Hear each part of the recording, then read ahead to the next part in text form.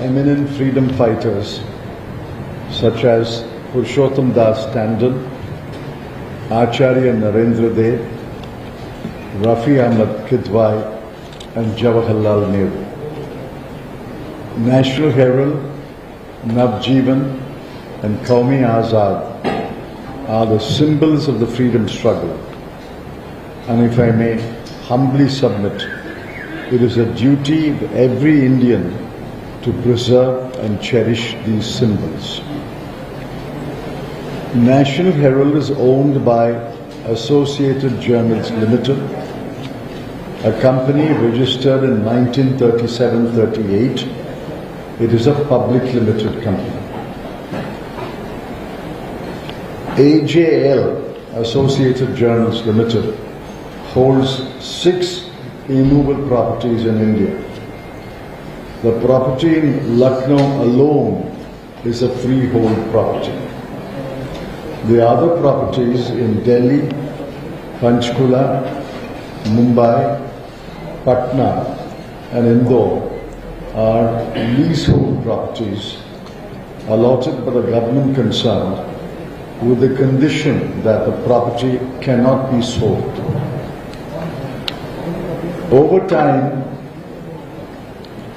AJL incurred huge losses. AJL and National Herald could not pay the taxes, statutory dues, or wages and salaries. The outstanding liabilities of AJL were huge and mounting. Between 2002 and 2011, the Congress party stepped in and advanced money in small tranches by checks amounting to rupees 90 crore. The monies were used to pay the outstanding liabilities, including wages and salaries. AJL was a debt-laden company. On legal advice, it was decided to restructure the company. In 2010, a new company, Young Indian, was formed as a not-for-profit company under Section 25 of the Companies Act. I repeat, Young Indian is a not-for-profit company under Section 25 of the Companies Act. In the new Act, it is Section 8. If you wish, at the end of my statement, I will read to you old Section 25 of the Companies Act. Young Indian had 4 shareholders, only 4 shareholders, all of them senior office bearers of the Congress party. Young Indian took over the 90 crore loan advanced by the Congress party to AJL after paying a consideration of rupees 50 lakhs. Thereafter, Young Indian became the lender of AJL. Since the loan was irrecoverable from AJL, it was decided by the 2 companies that the loan will be converted into equity, and accordingly, equity shares were issued by AJL to Young India. Conversion of debt into equity is a well-known instrument of restructuring companies. Banks do it regularly. Let me repeat, banks convert loan into equity regularly. Recently, the Government of India converted the liability of rupees 36,000 crore, I repeat, 36,000 crore rupees owed by Vodafone India to the Government of India into equity. Government was the lender. It was owed 36,000 crore that loan of 36,000 crore was converted into equity, and the Government of India's equity in Vodafone India is now 48.99%, almost 49%. As I said, Young Indian is a not-for-profit company. Even if it made profits, it does not make profits. Even if it made profits under Section 25 of the old Act and now Section 8 of the new Act, it cannot, I repeat, it cannot give or distribute salaries or dividends to its shareholders. Since incorporation, not a single rupee has been paid by Young Indian to its directors or shareholders. I repeat, since incorporation, not a single rupee has been paid by Young Indian to its directors or shareholders. The Income Tax Department has valued the property of AJL at rupees 413 crore, 413 crore. In 2013, an individual complainant, repeat, an individual complainant lodged a private complaint against the directors of Young Indian alleging cheating, conspiracy, etc. At the stage of cross-examination of the complainant himself filed an appeal in or about 2020 to the High Court, Delhi, and obtained a stay of further proceedings in the trial court. Hence, effectively, the criminal case is stayed since 2020. I repeat, the complainant himself filed an appeal to the High Court and got a stay of the trial of the case. In 2023, the ED registered a case under PMLA, presumably based on the criminal case started on a private complaint pending before the trial court. ED has filed a complaint, commonly known as charge sheet, under PMLA on 9th of April 2025. That is only 11 days ago, 9th of April 2025. But I understand the complaint has not been made public. If any of you has received the complaint, I'll be happy to know what the complaint says. AJL now publishes the 3 newspapers online. AJL also hosts a number of websites and social media platforms. AJL's media outlets have a vast digital presence. These are the facts. Where is the crime? Where are the proceeds of crime? Where is the tainted money? Where is the offence of money laundering? Now I read to you Section 3 of the PMLA, which defines the offence of money laundering. Whoever directly or indirectly attempts to indulge or knowingly assists or knowingly is a party or is actually involved in any process or activity connected with the proceeds of crime,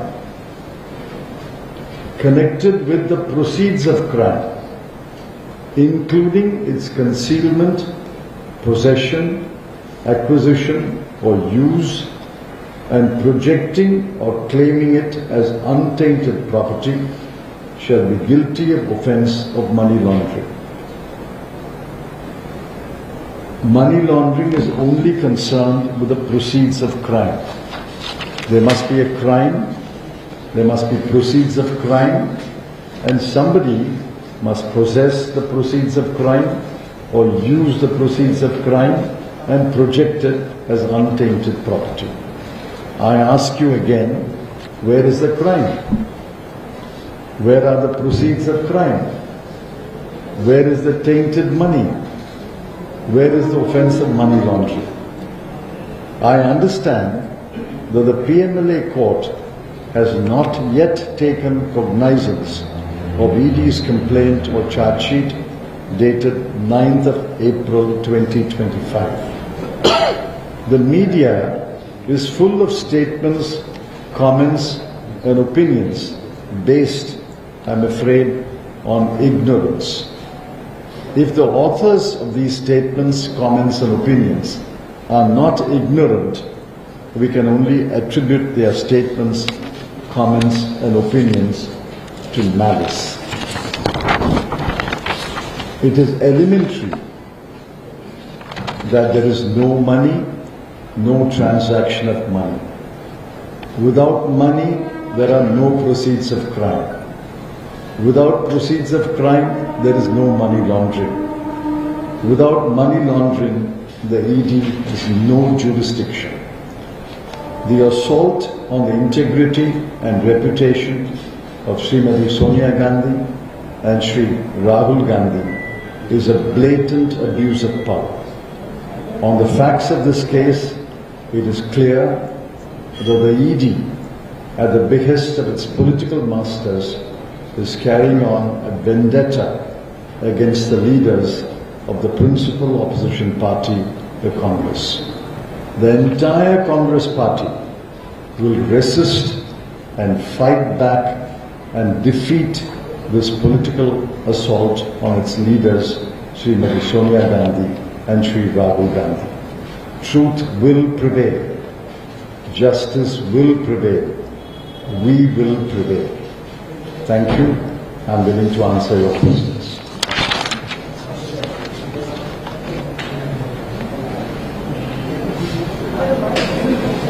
Any questions? Yeah. Sir, the BJP on the other hand. Mike.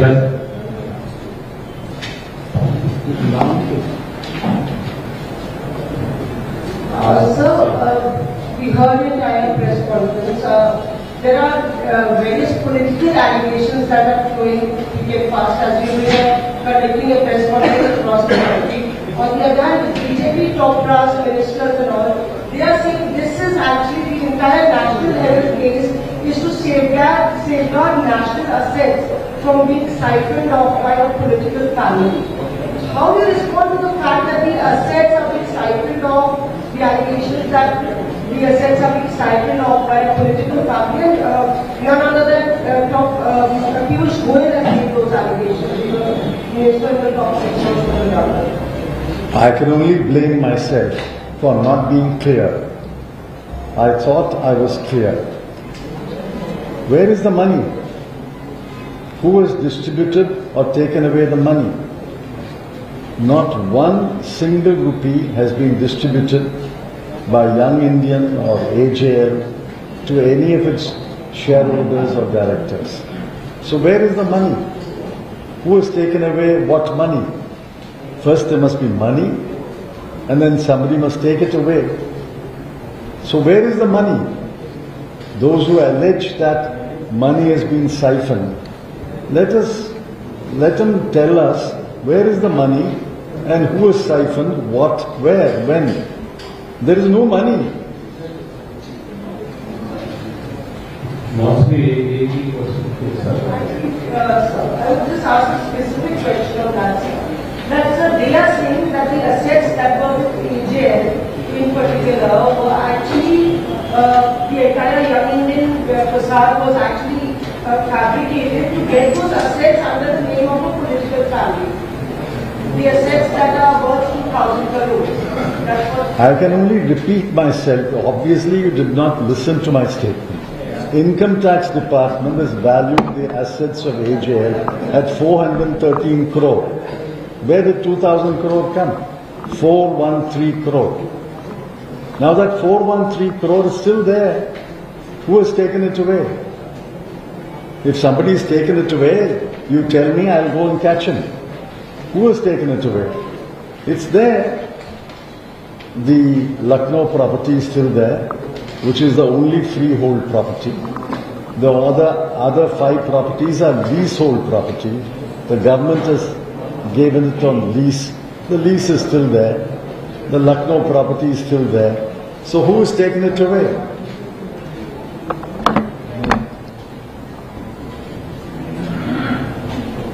So BJP also says that since Congress party is a political party, they get several exemptions in taxes. So they can't, that is one thing that even Ravi Shankar Prasad has raised, that they can't take away or they can't go the way Congress has gone. Since Congress is a political party, they get tax exemptions. They can't give loans or they can't take over a company like that. That's what BJP alleges. Where is the Congress party in the issue? Congress party loaned total amount of 90 crore to AJL over a period of 10-12 years. That loan was bought by Young Indian. And the Congress party, his accounts are audited and taxed or not taxed is a separate matter. Now, Young Indian is in the shoes of the lender. AJL is in the shoes of the borrower. Young Indian has lent 90 crore. Earlier the Congress party had lent it. This has bought the loan. Young Indian has lent 90 crore to AJL. That loan is unrecoverable, irrecoverable. Therefore, the loan has been converted into equity. For example, Government of India was owed 36,000 crore by Vodafone India. That loan cannot be recovered by the Government of India from Vodafone. So what did the Government of India do? 2 months ago, they converted the 36,000 crore into equity. Will you file a money laundering case against the Government of India? Why doesn't ED file a money laundering case against the Government of India? The loan has been converted to equity. Go to any bank and the bank will tell you every week, every month, loans are converted into equity. I have one question. You've been saying that ED does not have jurisdiction in this case, in the sense that there is no predicate offence. But there is a Delhi High Court order which says, or rather actually an ED circular which says that if the Delhi High Court, or if a court has taken cognizance, then the ED can actually in a way get into the picture. So in this case, there was a complaint filed before the High Court. The High Court asked for the High Court ordered an investigation, so to say, and that's the reason why the ED got into the picture. So would you say that ED doesn't have jurisdiction, or because has the relish of the ED been increased or rather amplified because of this circular of the ED, which was of 2015, which enables the ED to investigate cases on the basis of a High Court order? I welcome you to the bar. I welcome you to the High Court. But let's understand your statements. There is a complaint of a criminal offence by a private complainant has lodged it with the court. That is the predicate offence. That is the scheduled offence.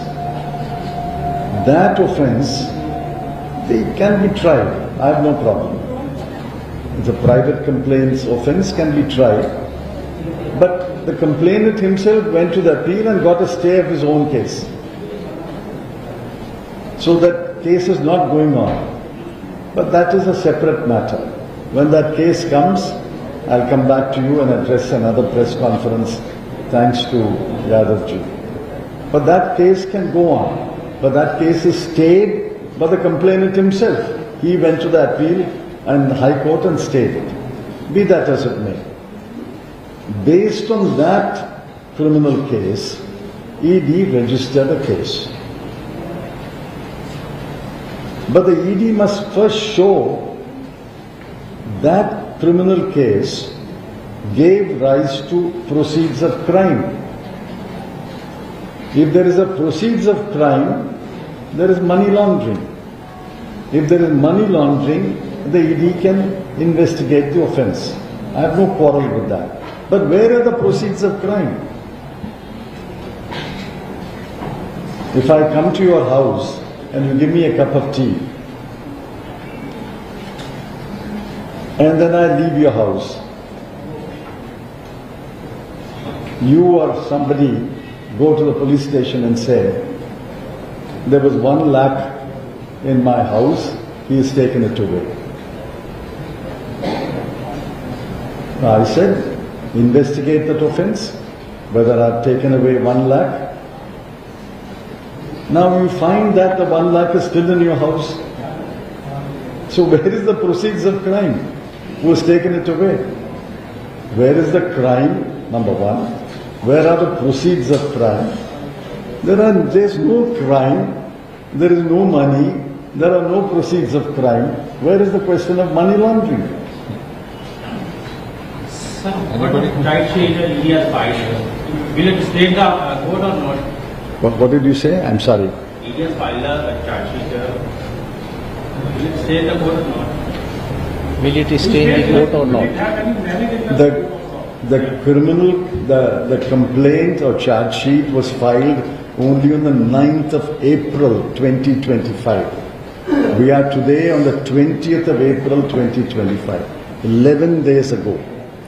And we have not got a copy of the charge sheet, nor has it been put up on the ED website, nor has any newspaper carried the charge sheet. Let me see the charge sheet and then we'll see. At the moment, it is a charge sheet which we have not seen. Okay.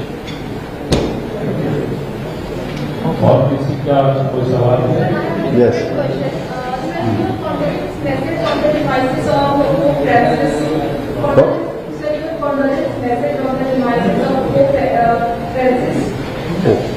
I mean, there's nothing to do. This press conference is over. Pope Francis was a man of compassion, humanity, and peace. Throughout his papacy, he pleaded for the poor, the weak, and the downtrodden. That's why he's loved all over the world, not only by Catholics, not only by Christians, but by all people belonging to all faiths. It is sad and distressing that Pope Francis passed away today. I pray for his soul to rest in peace. We will always remember him as a man of compassion, humanity, and peace. One question. Sir, you have said that there was no crime, there was no proceeds of crime. But the manner in which BJP is doing press conference today morning, there was a press conference addressed by Mr. Samit Pata and he has called Rahul Gandhi as a traitor. And even stated that what Rahul Gandhi has mentioned about the election commission opinion, that is basically to belie the image of But PMLA? No, this has nothing to do with this. Nothing to do with I don't know about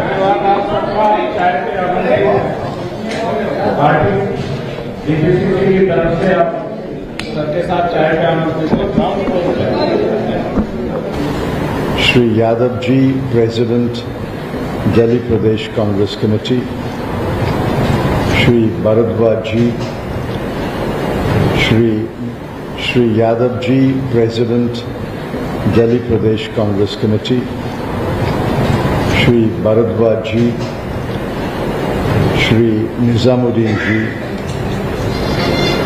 Shri Narendranath ji, Shri PK Mishra ji, and other friends of the media. I have an opening statement.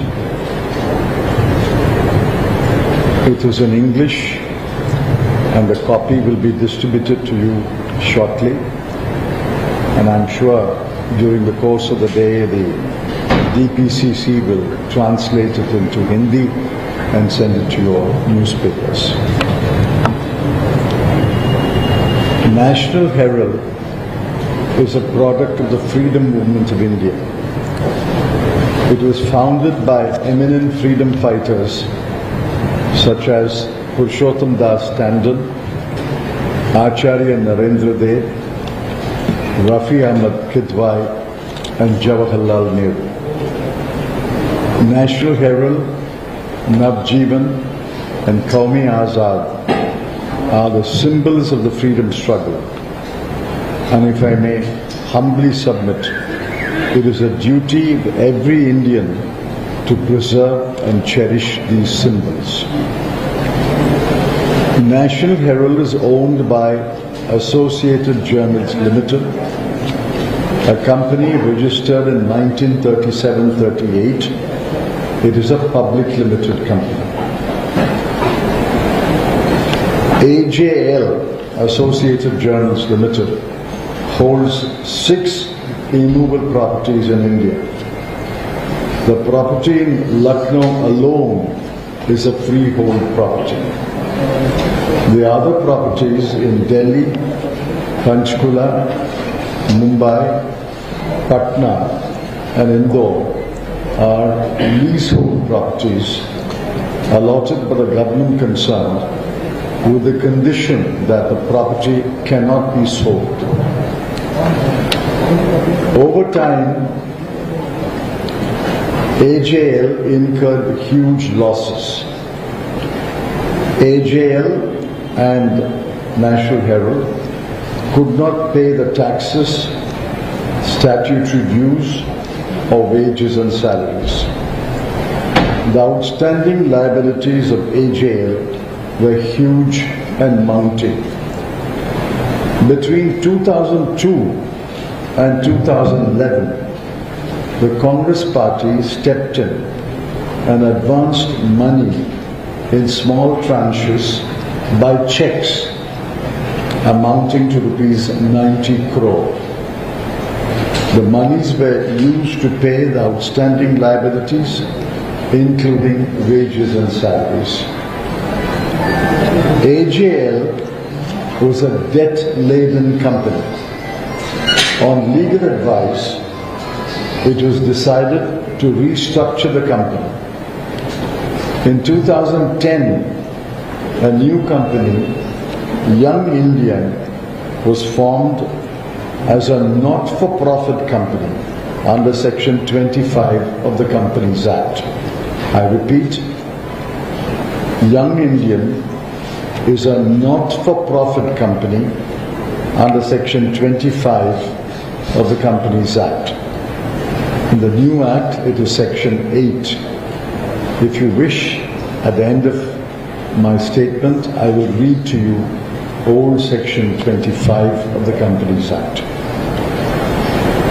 Young Indian had 4 shareholders, only 4 shareholders, all of them senior office bearers of the Congress party. Young Indian took over the 90 crore loan advanced by the Congress party to AJL after paying a consideration of rupees 50 lakhs. Thereafter, Young Indian became the lender of AJL. Since the loan was irrecoverable from AJL, अखंड समर्पण हा सर्व